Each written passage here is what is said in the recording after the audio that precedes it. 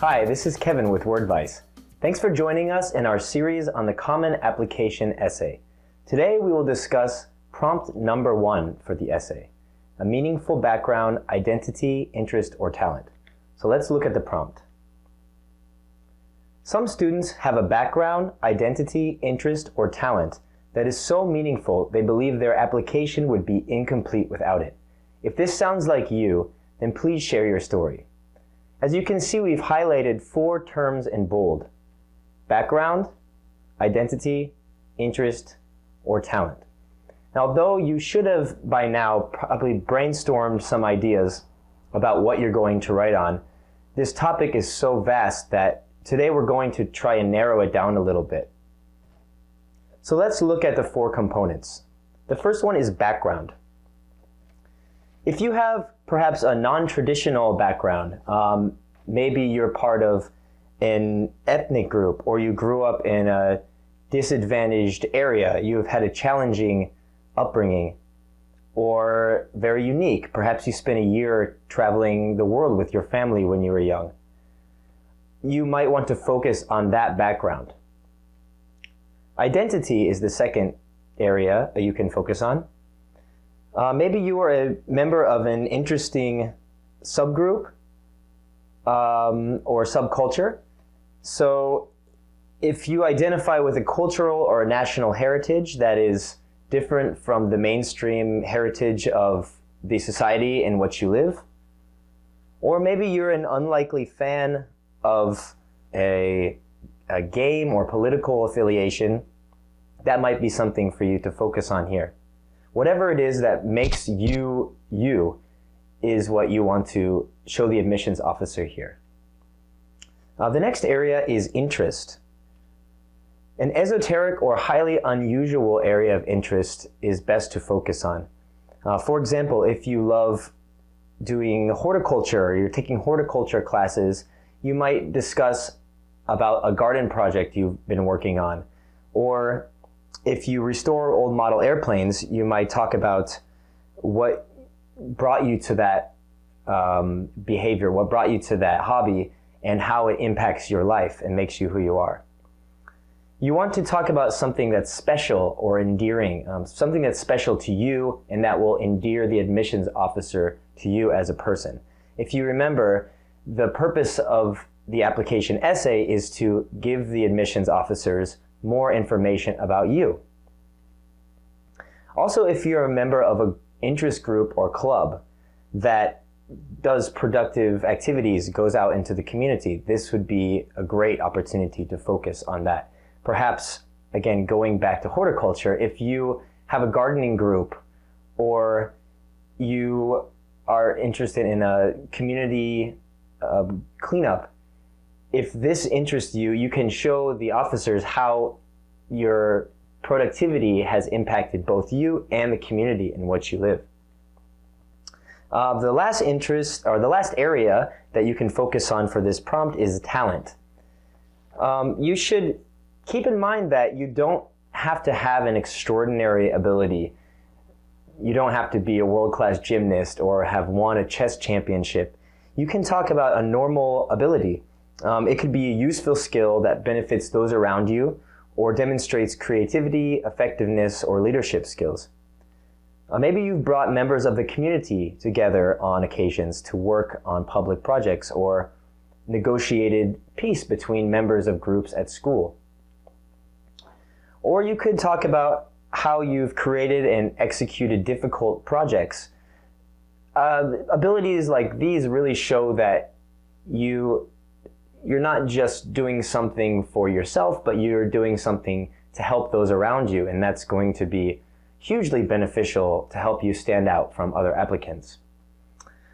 It could be something as simple as having a way of helping others. If you were, for example, a math tutor or English or science tutor for those that lack the ability, again, this would show how you use your talent to help others. You don't want to focus just on how good you are at something. For example, if you are a world-class piano player, talking about how you're better than the other piano players is not going to endear the admissions officers to you. Rather, showing how you've overcome difficulty with your talent or used it to benefit your life or the lives of others is really going to be something that will stand out in this essay. So once you have chosen an area to write on, a very specific area, you will move on to your next step, which is to pick a story. You want to find a compelling story or anecdote to start your essay that illustrates a point you want to make about yourself. And this should be a real life moment, something that actually happened. And when we say compelling, we mean it in the sense of it should have emotion, it should have a clear storyline, even if it's very short. It should make the reader feel where you're coming from, what were your motivations, and feel some sort of impact. In your story, you should have a problem and a solution.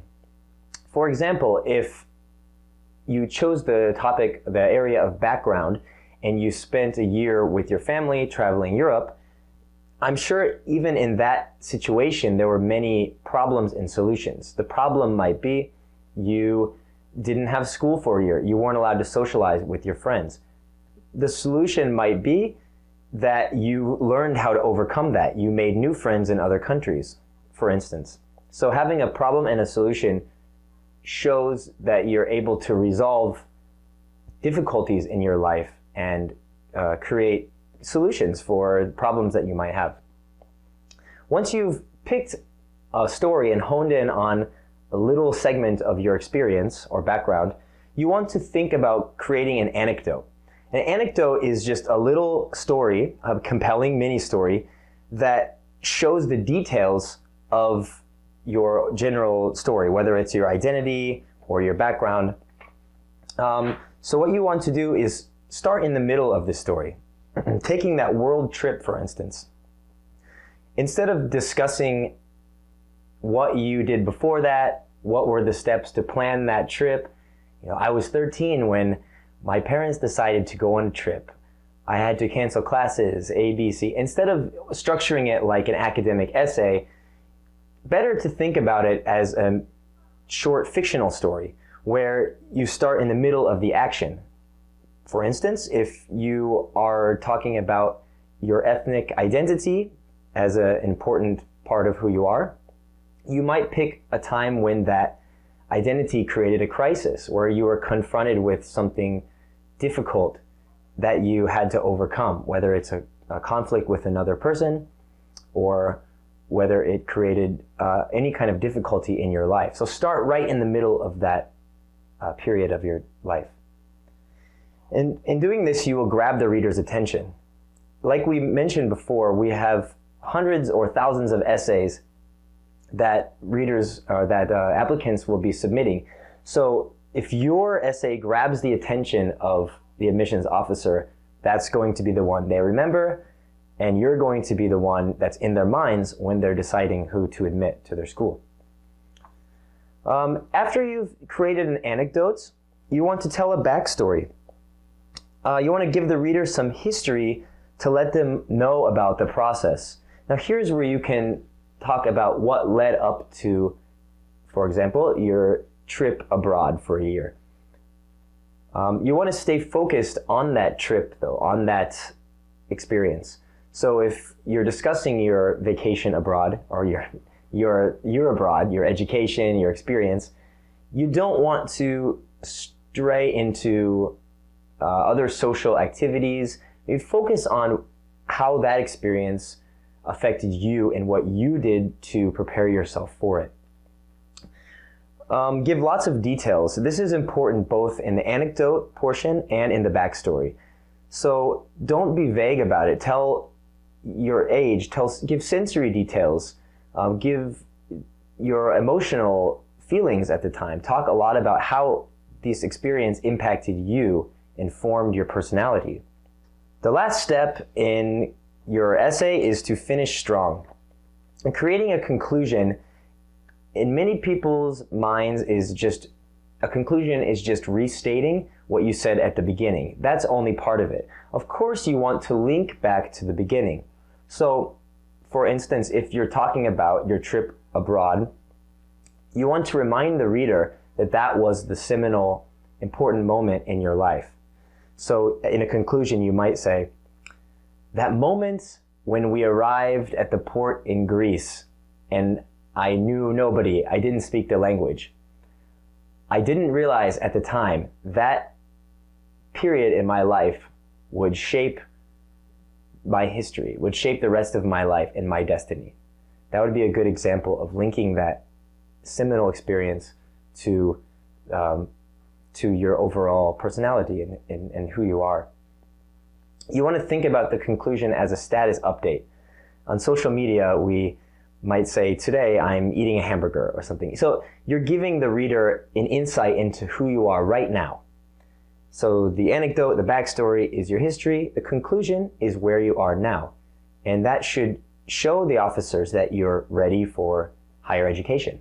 And to further prove your point about being prepared for higher education, you can talk about your future goals, how this experience has prepared you for study at university, maybe for graduate school. What are your goals after university, if you have any? Show that you have ambition and that this moment is not just a moment in time, it's an experience and a background that has prepared you for future goals. So let's talk about some things to do on this essay and some things to avoid. In this essay, do make it personal. It's a personal narrative, so you can include lots of pronouns such as I, me, we, my, our family, my feelings. You want to give the reader a sense of who you are, how it affected you. Again, provide lots of details, sensory details. What were the smells? What were the sounds? What were your feelings? Were you feeling anxious? Were you scared? Did you feel overwhelmed? Those signaling adjectives can really make the reader feel like they're in your place, which is exactly what you want. And please do focus on personal growth. Again, you're showing how you've grown because of this background, this identity, this talent, this experience. You want to show how it has made you into the full person with the GPA, with the test scores that you are today. Here are some things to avoid. In this essay, avoid just telling your story. Show it. You've heard of the axiom, show, don't tell. That means in your anecdote, for instance, you can show dialogue with quotation marks. Instead of just saying, my teacher was upset, you might say, my teacher told me we don't want people like you in this class. That really shows the concrete details of the situation and puts the reader in the place of the narrator, which is you. Avoid boasting or bragging too much, especially if you focus on talent. Again, if you choose an interest or talent, show how that talent made you a better person. Show how it impacted your growth. And always remember, on any of these essay prompts, narrow it down. You're not trying to give a summary of your life in 650 words or less. You really only have time to give the details and the impact of one area, one experience in your life. So there is your overview of prompt number 1 for the 2017-2018 Common App essay. If you have any questions or would like more information, visit www.wordvice.com. Thanks and happy writing.